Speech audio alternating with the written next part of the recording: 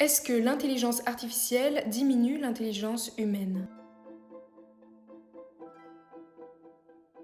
Le problème que pose aujourd'hui l'intelligence artificielle, c'est exactement le même que Platon posait avec l'écriture. L'écriture, en mettant le savoir par écrit, peut permettre de lutter contre l'oubli. Mais paradoxalement, en conservant le savoir à notre place, elle ne nous apprend pas à mieux retenir.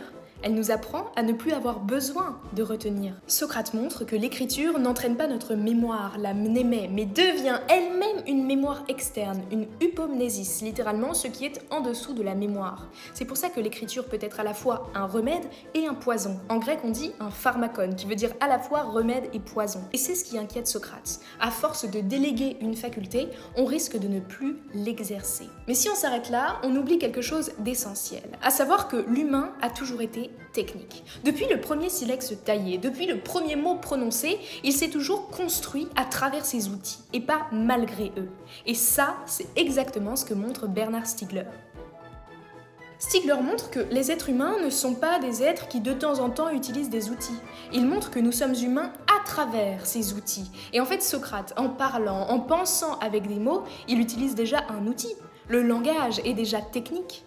Alors la question, c'est peut-être pas faut-il déléguer ses capacités, parce que nous le faisons depuis toujours, mais que faisons-nous de ce que nous avons délégué? Et c'est là que Stiegler revient à Platon. Parce qu'en réalité, il n'y a pas que l'écriture qui soit un pharmakon. Toute technique est toujours un pharmakon. Toute technique peut être un remède ou un poison. La machine peut déposséder l'ouvrier du savoir-faire, la publicité déposséder le consommateur du savoir-vivre, et l'intelligence artificielle déposséder l'être humain du savoir-penser. Stiegler appelle ça la prolétarisation. Mais Stiegler montre qu'il y a une autre possibilité.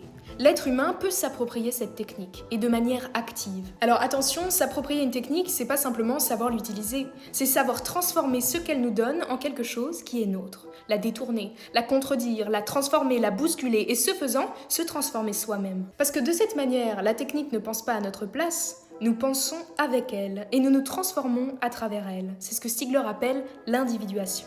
Et c'est là que Platon revient une dernière fois, parce qu'il reprochait à l'écriture de ne pas pouvoir répondre, parce qu'un texte peut toujours dire quelque chose, mais si on l'interroge, bien sûr, il reste silencieux. Alors que le véritable logos, lui, il est vivant, il répond, il s'adapte, il résiste, il bouscule. Et l'intelligence artificielle, elle, précisément, elle répond. Alors peut-être que le véritable enjeu est là, faire de cette réponse non pas ce qui clôt la pensée, mais ce qui invite à dialoguer. Je crois que Platon avait raison de se méfier de la technique, mais le vrai risque n'a jamais été dans l'outil qu'on invente, mais dans la paresse avec laquelle on décide de l'aborder. Le vrai risque, c'est pas de penser avec une machine, c'est de ne plus savoir penser sans elle.